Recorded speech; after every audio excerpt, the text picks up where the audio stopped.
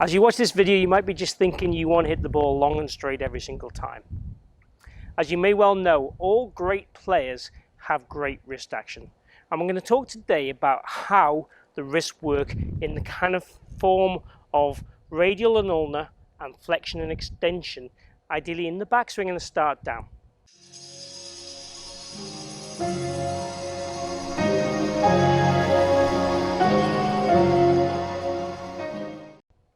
I'd like to share with you a short story about a client called Michael that comes to see me.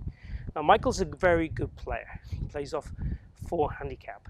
And he has a tendency in transition to move his hands in too much radial deviation as he comes down. So basically his wrists will do this as he comes down, and he narrows the swing excessively. And that causes him a lot of wrist action through the golf ball, a lot of excessive wrist, what I call throw out and extension through the golf ball. So we're going to share with you how using this device from TruSwing is going to help you control and use your wrists like a tour player with some simple processes and tips to make you hit more greens and more fairways more consistently when you play.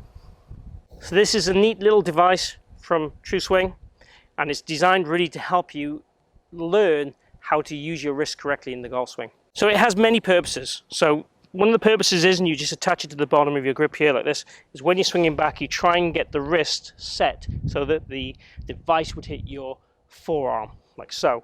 And basically you could do that to load your wrists up and maintain it on there for the downswing, to kind of load up those wrists into what we call radial deviation and maintain that radial deviation as you swing down.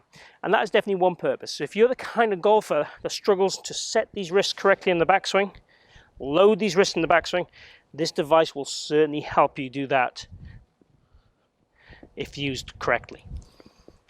If you're the kind of golfer that kind of casts the club on the way down, you will see how the device moves away from the forearm. Again, that will give you some vital feedback in what you were doing in terms of that. And what you can do then is go to the top of the swing, make some slow down swings, and try and maintain that on your forearm.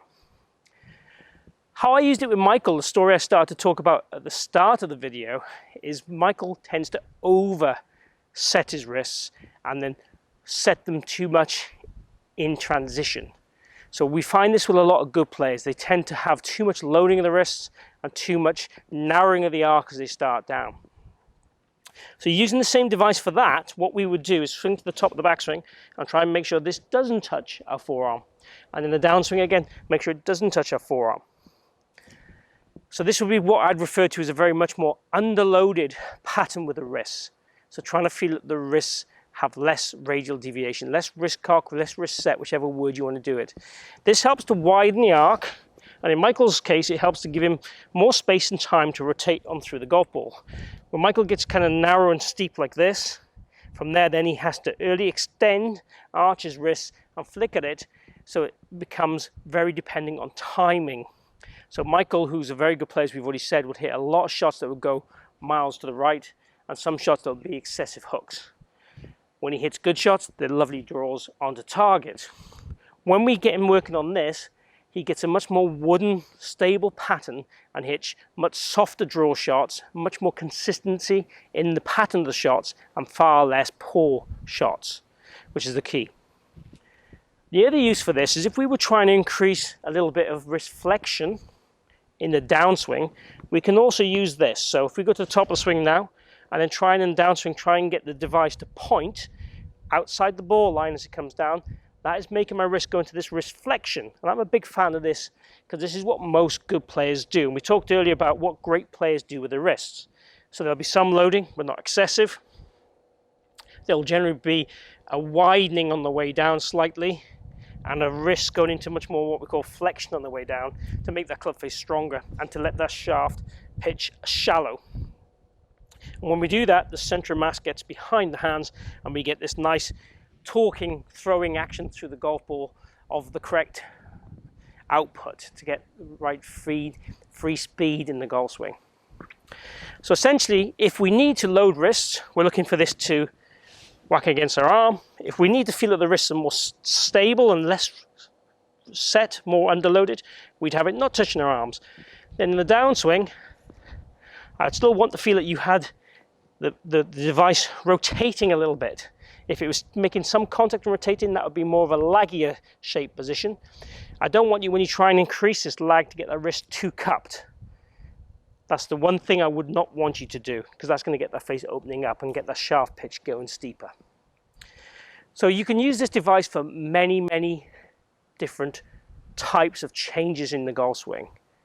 So we can use this as a personal cue to change your golf swing, whether you're looking to increase wrist action or decrease it, and work on the change of direction and the flexion of the wrist in transition also. It's a great device to do all those things. So we'll go a shot, and I'm going to try and get it to be underloaded at the top for me, and then try and get it to change direction. Let's see if I can do one of those.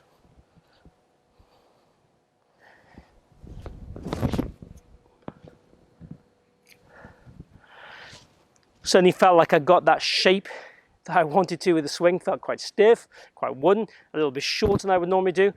It's exactly what I want to do in practice. I want to encourage my body to do more of the work and my hands and arms to do less of the work, because my golf swing is a little bit more handy than I'd like it to be. So for me, that's the perfect solution. So this device, this action, this wrist template, if you like, really helped Michael with his golf. I hope it helps you too. If it does, please click like down below, and also post any comments or questions, and also share the video if you can to any other golfers that you might know that are suffering with their wrists. It's great to use devices like this that give you feedback. They're vital for when you're on your own practicing, to make sure you can enhance the changes when you're on your own.